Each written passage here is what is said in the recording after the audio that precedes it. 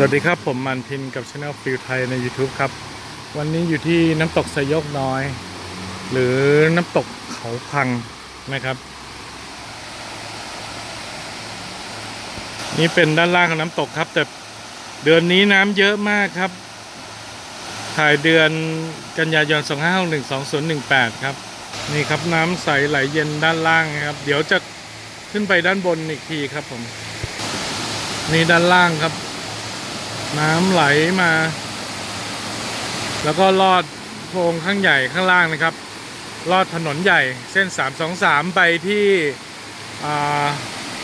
ลงแม่น้ำแควน้อยครับผม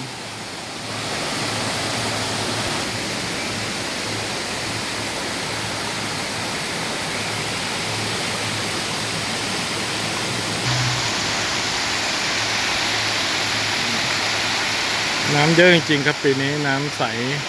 ไหลเย็นเล่นน้ำกันได้ครับตรงนี้เดินขึ้นไปตัวน้ำตกครับขึ้นมาตรงนี้สดชื่นมากครับโอ้โหน้ำสุดยอดเลยครับน้ำ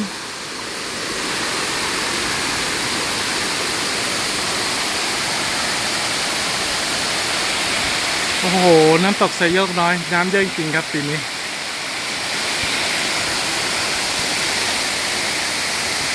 สดชื่นมากครับ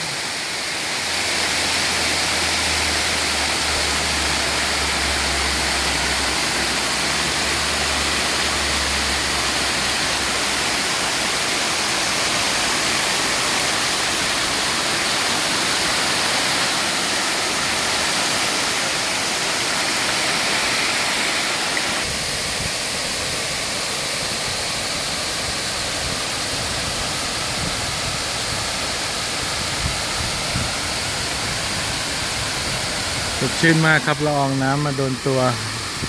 เย็นฉ่ำฮะปกติน้ำไม่เยอะอย่างนี้นะฮะปีนี้เยอะจริงๆ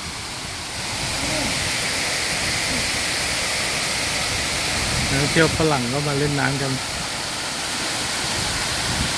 ถ้าเสาร์อาทิตย์เนี่ยคนจะเพียบเลยครับตรงนี้